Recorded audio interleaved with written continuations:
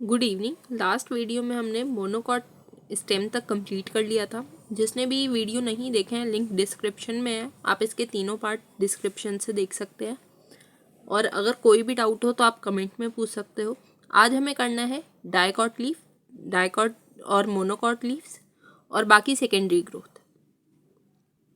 Dicot leaf को हम डॉर्सोवेंट्रल leaves भी कहते हैं। डॉर्सो वर्ड यूज करते हैं हम अपर सरफेस के लिए। किसी भी चीज़ का अपर सरफेस डॉर्सोवेंट्रल में आता है और लोअर, वैसे हम यूज़ करते हैं डॉर्सो वर्ड हम यूज़ करते हैं अपर के लिए, वेंट्रल यूज़ करते हैं हम लोअर के लिए। यहाँ हम डाइकॉट्स के लिए यूज़ करते हैं डॉर्सोवेंट्रल, जो अपर सरफेस होता है, मतलब डॉर्सो, और या फिर इसको हम डॉर्सो के अलावा क्या बोल सकते हैं, एडेक्सियल। एडेक्सियल ए डी जिसमें है वो अपर सरफेस है, जिसमें ए बी आएगा वो लोअर सरफेस है। वो यूज़ होता है मोनोकॉट्स के लिए, उसको बोलते हैं एबैक्सियल सरफेस। अब ऊपर वाले सरफेस पे क्या होगा, ये जैसे ज़्यादा सनलाइट आएगी, ज़्यादा लाइट आएगी तो ज़्यादा क्लोरोप्लास्ट होगा और कम स्टोमेटा होगा। जो लोअर सरफेस है वहाँ पर स्टोमेटा बहुत सारे होते हैं। ये एनसीईआरटी में मार्क करा हुआ है। फर्स्ट क्या है, 3 मेन पार्ट्स होते हैं, epidermis, mesophyll, vascular system. Epidermis में आता है upper surface, adaxial, A D. Upper जो पहले आएगा उसमें क्या है, उल्टा देखो, ए तो दोनों में कॉमन है, डी जिसमें है वो ऊपर के लिए यूज हो रहा है, बी जिसमें है वो बी नीचे के लिए यूज हो रहा है। और या फिर ऐसे भी याद रख सकते हो, बी से बिलो, बिलो मतलब लोअर सरफेस। तो अपर के लिए यूज करेंगे एडेक्सियल एपिडर्मिस, लोअर सरफेस के लिए यूज करेंगे एबैक्सियल एपिडर्मिस। इसमें क्या होगा, leaf has a conspicuous cuticles. The abaxial epidermis generally bear more stomata than edexial. जो लोअर सरफेस है, एबैक्सियल जो है वहाँ पर ज़्यादा स्टोमेटा होगा, ऊपर वाले सरफेस पे थोड़ा कम स्टोमेटा होगा, और कई बार बहुत कम होता है। The latter may be even lack stomata. The tissue between upper and lower epidermis is called mesophyll. Mesophyll किसको कहते हैं, जो अपर और लोअर एपिडर्मिस के बीच के टिश्यूज हैं उनको बोलेंगे। इनमें क्या होगा, क्लोरोप्लास्ट होगा, फोटोसिंथेसिस होगा, और ये किसके बने होंगे, पैरेनकाइमा सेल्स के बने होंगे। इनमें 2 टाइप के सेल्स मिलेंगे हमें, पेलिसेड पैरेनकाइमा और स्पॉन्जी पैरेनकाइमा। पूरा किसका बना है, पूरा का पूरा पैरेनकाइमा का बना है। उसमें भी 2 टाइप के सेल्स हैं, palisade parenchyma, spongy parenchyma. Upper surface पे मतलब adaxially placed palisade, vertically and elongated cells. वो पेलिसेड के सेल्स कैसे होंगे, एलोंगेटेड होंगे, अरेंज्ड होंगे वर्टिकली और पैरेलल टू ईच अदर। जो ओवल, राउंड और लूजली होंगे वो होंगे स्पॉन्जी। स्पॉन्जी वर्ड यूज ही हम उसके लिए करते हैं जो स्पॉन्जी हो, जो कि बहुत ज़्यादा राउंड या फिर सॉफ्ट हो उसके लिए। तो उसमें वो किस में होंगे, वो situated below palisades and extend to the lower epidermis, और वो लोअर एपिडर्मिस तक एक्सटेंड होंगे। The numerous large space and air cavity present. जो स्पॉन्जी पैरेनकाइमा है वहाँ पर ही लार्ज स्पेस होगा और एयर कैविटी प्रेजेंट होगी।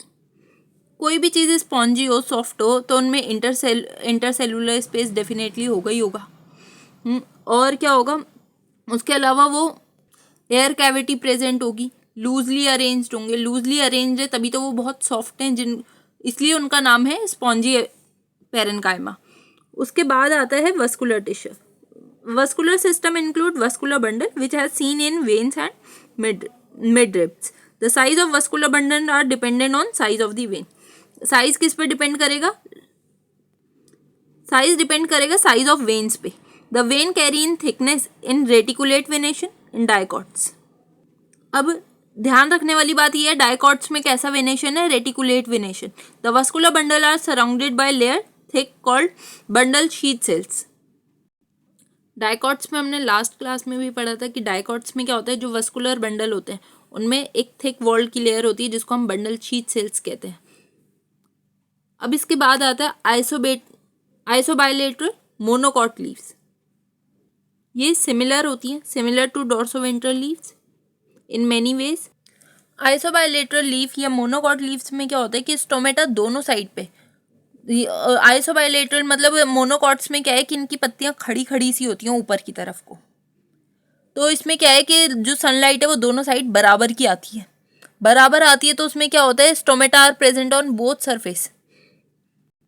और जो इसकी मेसोफिल होती है वो डिफ्रेंशिएट नहीं होती, जैसे उसमें जो डाइकॉट्स में था, डाइकॉट में किसमें, पेलिसेड और स्पॉन्जी पेरेन्काइमा में डिफ्रेंशिएट हो रही थी, इसमें नहीं होती। इन ग्रासेस मोनोकॉट लीफ में क्या होता है, upper epidermal cells along with the veins become a large empty and colourless, उनको बोलते हैं बुलीफॉर्म और मोटर सेल्स, जो कि ये डाइकॉट्स में एब्सेंट होता है। इसका एग्जाम्पल क्या है, ऐसा किस में होता है, ग्रासेस में, जैसा बुक में लिखा भी है, in grasses certain adaxial epidermis cells along with the main modify themselves into a large empty colorless cells called bulliform cells. Bulliform cells in the leaves also absorbs water and are turgid. Turgid मतलब बहुत tight हो जाती हैं, and the leaf surface exposed. When the leaves are flaccid due to a water stress, they make leaves invert और minimal water loss.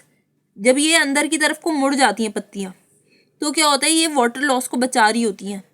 जब ये बहुत ज़्यादा सूख जाती हैं, ये ज़्यादातर सभी पत्तों में होता है, जो बहुत ज़्यादा सूख जाती हैं, जब इनमें पानी की बहुत कमी होती है, तो उस टाइम पे क्या होता है कि जो इनकी पत्तियाँ होती है वो इन्वर्ट अंदर की तरफ को मुड़नी शुरू हो जाती हैं। जब वो अंदर की तरफ को मुड़ती हैं और बहुत ड्राई हो जाती हैं, तो वो क्या होता है, वो वाटर लॉस प्रिवेंट होता है उससे। The parallel venation in monocot leaves in reflected in near similar size of vascular bundle, except in main veins, as seen in vertical section of the leaves. NEET में last time question आया था, water loss पे ही आया था इसमें से, कि water loss जब होता है तब इनकी जो पत्तियाँ होती हैं वो श्रिंक हो जाती हैं, फ्लेसेड हो जाती हैं, और जो लीव्स होती हैं वो अंदर की तरफ रोल और कर्ल हो जाती हैं। इससे क्या होता है, इनका सरफेस एरिया डिक्रीज हो जाता है। सरफेस एरिया पे आया था कि ये कर्लिंग और रोलिंग होने के से वाटर लॉस क्यों प्रिवेंट होता है, ऐसा कुछ आया था। तो इसमें क्या होता है, इनका सरफेस एरिया डिक्रीज हो जाते हैं, सरफेस एरिया डिक्रीज हो जाते हैं, तो उसमें मिनिमम वाटर लॉस होता है। और लास्ट टाइम अगर इस पे आया था तो हो सकता है इस बार उल्टा आ जाए, इस बार आ जाए कि जब वाटर बुलीफॉर्म सेल्स होते हैं, जब वो वाटर को एब्जॉर्ब कर लेते हैं, तब कैसी हो जाती हैं लीव्स, तब वो टर्जिड हो जाती हैं, लीफ सरफेस एक्सपोज्ड होता है। डाइकॉट्स में रेटिकुलेट था, मोनोकॉट्स में पैरेलल वेनेशन है। जो डाइकॉट और मोनोकॉट्स होती हैं उनमें अब थोड़ा सा इनको कंपेयर करके पढ़ते हैं। बुलीफॉर्म सेल्स किस में होते हैं, बुलीफॉर्म सेल्स सिर्फ मोनोकॉट्स में होते हैं। एपिडर्मिस जो होता है वो कैसा होता है, जो डाइकॉट्स हैं उनमें हम वर्ड यूज़ करते हैं हाइपोस्टोमेटिक, और मोनोकॉट्स के लिए यूज़ करते हैं एम्फीस्टोमेटिक। गार्ड सेल्स जो होते हैं वो डाइकॉट में बीन शेप के होंगे, मोनोकॉट में डम्बल शेप के होंगे।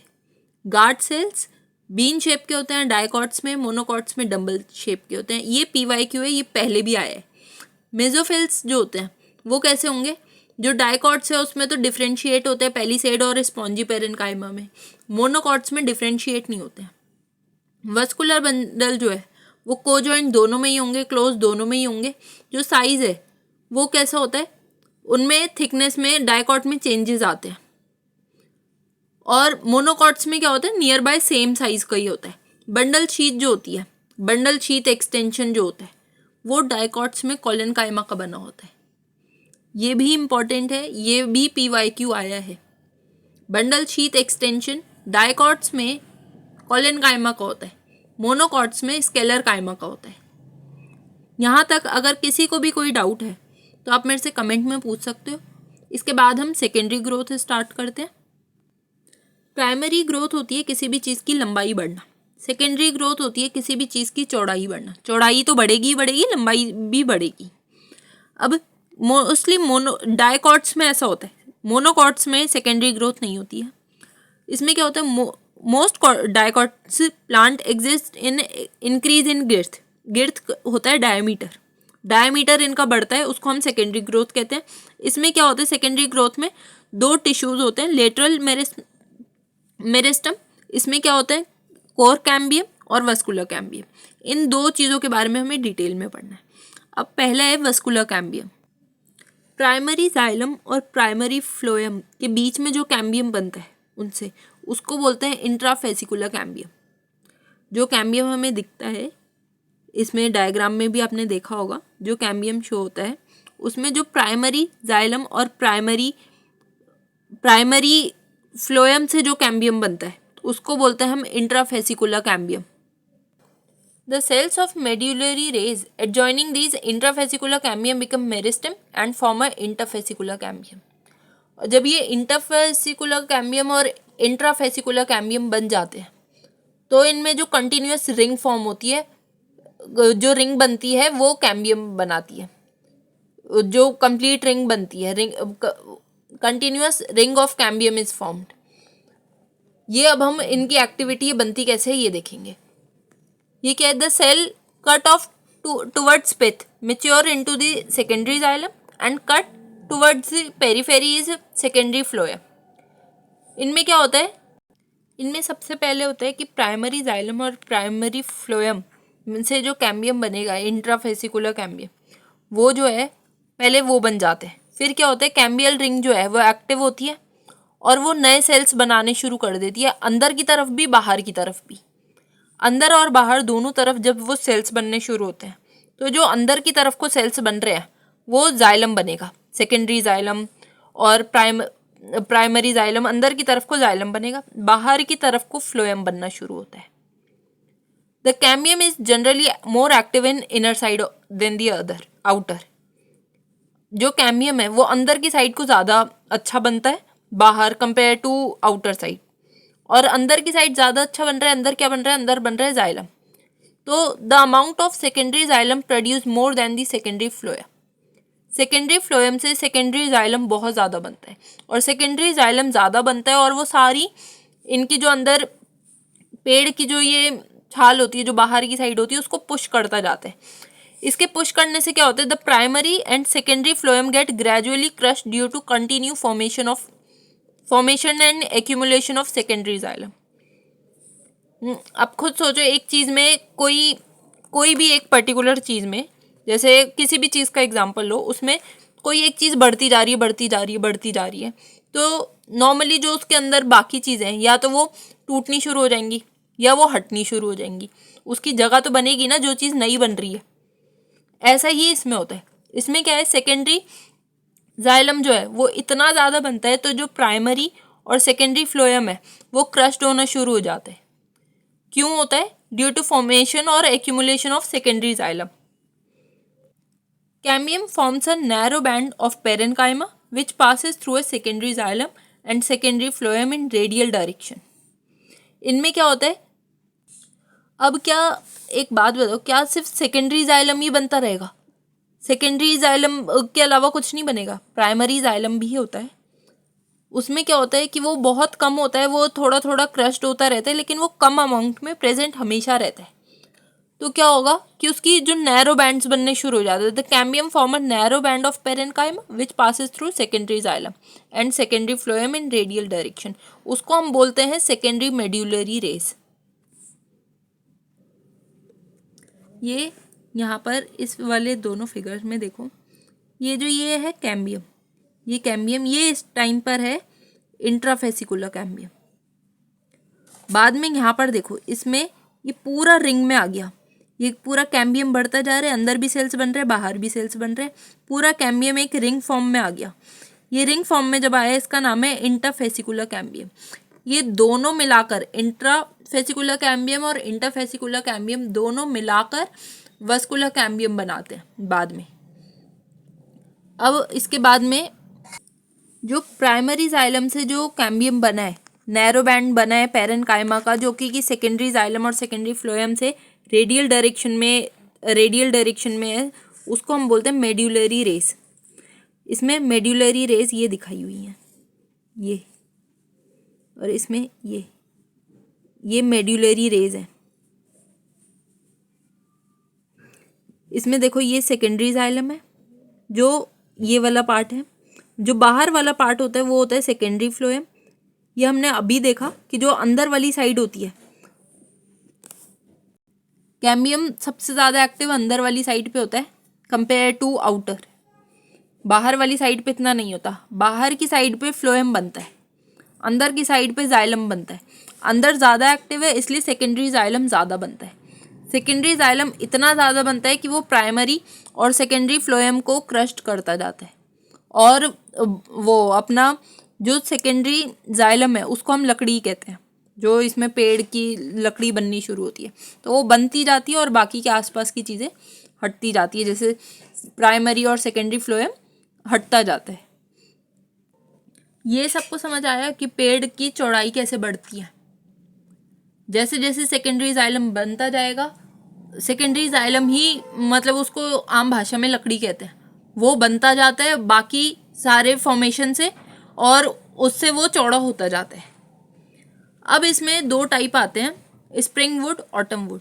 स्प्रिंग वुड क्या होता है? एक्टिविटी ऑफ कैम्बियम किस पे डिपेंड करती है? साइकोलॉजिकल एंड इन्वायरमेंटल फैक्टर पे डिपेंड करती है, और ये सबसे ज़्यादा टेम्परेट रीजन में मिलेगा।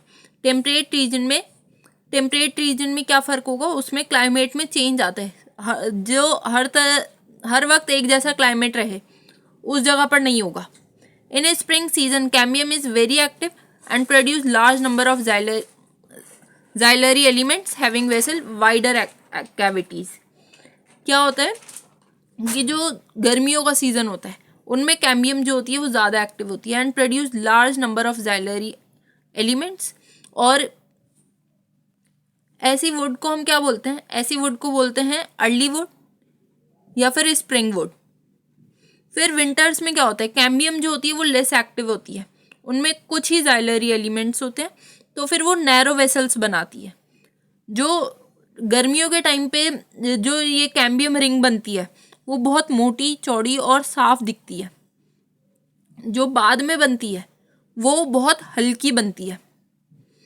Spring would is lighter in colour. Spring would का कलर हल्का होता है, लेकिन वो बनती बहुत मोटी है और उसकी डेंसिटी कम होती है। जो ऑटम वुड होती है वो कलर में डार्क होती है, डेंसिटी उसकी ज़्यादा होती है, लेकिन वो बहुत पतली बनती है। These two kind of wood appear in alternate concentric rings। ये क्या होता है? सबसे पहले एक थोड़ी चौड़ी सी रिंग बनी होगी, फिर उसके सराउंडिंग में एक पतली रिंग बनी होगी, फिर एक चौड़ी रिंग बनी होगी, फिर एक पतली रिंग बनी होगी। हर सीज़न में 2 रिंग्स बनती हैं, एक ऑटम बनेगी और एक अर्ली बनेगी। जो अर्ली वाली है, जो स्प्रिंग वुड है, वो थोड़ी सी चौड़ी होगी, थोड़ी और हल्के रंग की होगी, कम डेंसिटी की होगी। जो पतली सी जारी होगी वो बहुत डार्क कलर की होगी, हायर डेंसिटी की होगी, लेकिन वो ऑटम वुड है, ऑटम वुड की रिंग है। अब ये पूरी जो 2 रिंग बनाती हैं ये 1 साल माना जाता है।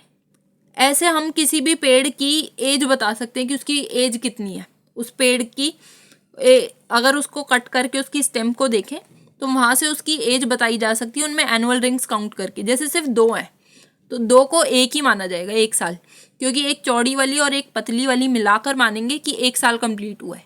अगर किसी में 6 हैं तो मानेंगे कि उनको 3 साल कंप्लीट हुए हैं। उसमें एक चौड़ी होगी, फिर एक पतली होगी, फिर थोड़ी मोटी होगी, फिर थोड़ी पतली होगी, ऐसी होगी। अब आती है हार्टवुड और सैपवुड। हार्टवुड कहाँ होगी? हार्टवुड बिल्कुल बीच में होती है। जैसे हार्ट बॉडी के हमारे बीच में होता है, सेंटर में होता है। हार्ट में क्या होता है? जैसे इंसान में क्या होता है कि उनके जितनी भी फीलिंग, सब कुछ, इमोशन, सब कुछ उनके हार्ट से जुड़े हुए हैं। ऐसे ही पेड़ों में होता है, उनकी सारी की सारी चीज़ें सेंटर पार्ट से जुड़ी होती हैं, जिसको हम हार्टवुड कहते हैं। जो बाकी हमारा इंसानों का शरीर होता है उनमें क्या होता है? बाकी के जो पार्ट्स होते हैं वो सिर्फ अपना अपना काम कर रहे हैं, बाकी जो इमोशंस, ये सारी चीज़ें ये सारी चीज़ें हमारी हार्ट से रिलेटेड होती हैं। ऐसे ही पेड़ों में जो सेंटर पार्ट है वो हार्टवुड होता है, जो बाकी का पूरा पेरीफेरी है, जो उसका आसपास का है, वो सैपवुड होता है।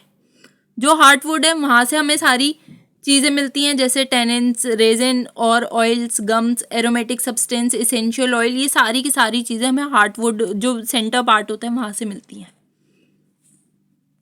और ये क्या होता है? In old trees greater part of secondary xylem is dark brown due to deposition of organic compounds। जो बीच का पार्ट होता है, जो सबसे ज़्यादा ग्रेटर भी वो ये होता है, सबसे ज़्यादा सेकेंडरी जाइलम वाला जो पार्ट होता है वो जो डार्क ब्राउन कलर का हो जाता है। क्यों हो जाता है वो डार्क ब्राउन? उनमें ऑर्गेनिक सब्सटेंस आ जाते हैं, ऑर्गेनिक कंपाउंड्स आने शुरू हो जाते हैं। जैसे हम सुनते हैं ना, सारी चीज़ें ही लकड़ियों से बनती हैं, बहुत सारी खुशबू, ये सारी चीज़ें हमें लकड़ियों से मिलती हैं। तो उनमें क्या क्या आता है, tannins, resin, oils, gums, aromatic substance, essential oil, ये सारे कहाँ होते हैं, सेंट्रल में होते हैं, inner most layer of the stem, अंदर वाले में होते हैं। ये कैसे होते हैं, हार्ड होते हैं, ड्यूरेबल होते हैं, रेजिस्टेंस होते हैं, और इनमें कोई पैथोजन नहीं लग सकता, इनमें कोई कीड़ा या ये सब चीज़ें नहीं लगती हैं। The region comprises dead element with the high lignified walls called heartwood.